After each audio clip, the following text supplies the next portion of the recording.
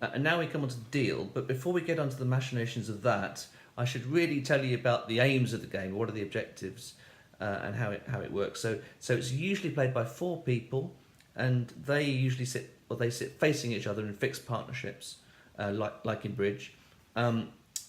It can also be played by 6 players, but in order to, if you want to know how to do that, and it just takes minor modifications of the deal, basically, you can find written versions of the rules on pagat.com, whose address should be on the screen now, and that's got full rules for both 4 and 6 players. But it's also a really useful reference for this game if you find it easier or you just want to have something by your side when you're playing it.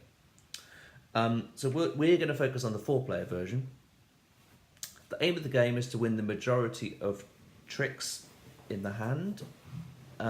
So each hand, the aim is to win 3 of the 5 tricks. The first team to win 3 tricks wins the hand. And the minimum number of points that you score for doing so, the minimum value of winning a hand, is 4 points. But before starting, you should agree a target point total with everyone playing, and usually that's a multiple of 10 plus 1, and traditionally 101 points is quite a typical target. But obviously, if you've got less time, just choose another number ending in 1, like 41 or 81 or something. And the first partnership to reach the target wins the game. So we've finally got onto the deal, and everything in Kaiserspiel happens anti-clockwise. So you choose the dealer in some random way, for instance by drawing cards, and the player that draws the lowest card deals. And then after that, the dealer just rotates to the right after every hand. So the dealer shuffles. Imagine I've shuffled. Then the player to the left cuts the cards and shows the bottom card to everyone. So here the bottom card is, oops, I'm showing more than just the bottom card, but imagine I'm doing this legally. That's the 7 of shields. If that had been a banner, then the dealer would have to redeal and recut.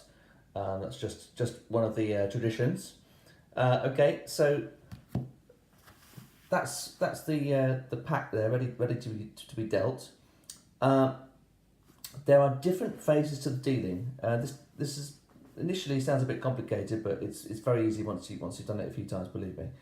And during this dealing stage, this is where the trump suit is determined, and this is also where those banners are promoted to be Kaisers, i.e. trumps, as we saw in the second tutorial. So, firstly, what happens is the dealer deals 2 cards face up. So one card to their right hand opponent,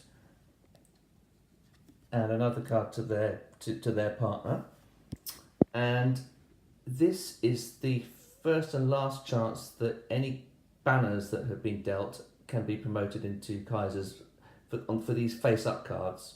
So my right hand opponent here has got the King of Shields, which is a very nice card. However, my partner's been dealt the Banner of Bells, or the Mug, which is the top trump. So they're going to be feeling pretty chuffed with themselves, and they would definitely. So there's a pause here after those first 2 cards are dealt face up, and this is the chance to either bet on the game, which I'll talk about later, or announce the Kaiser. And so in this case, my partner would definitely announce that Kaiser, and would probably announce it for 3 points. And what that does is that adds 3 points to the value of the game.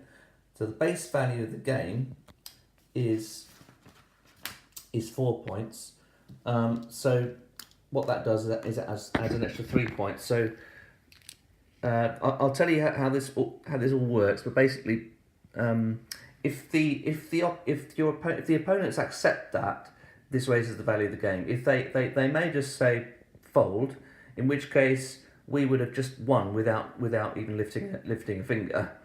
However, this is probably a bit early in proceedings for them to fold, so they'd probably say yes, all right then, and we would mark this in this way. And so that line. So if there was no line down the middle, then the game would just be worth 4. So now I've put a curly, I don't know, shepherd's crook or something. I suspect this is the way that the traditional scoring is done. That's a 3-point Kaiser announced at the start. Okay. Then the next two cards are dealt face up to my left-hand opponent and my good self. And this is where, after these first 4 face-up cards have been dealt, this is where the trump suit is determined. So the trump suit is the lowest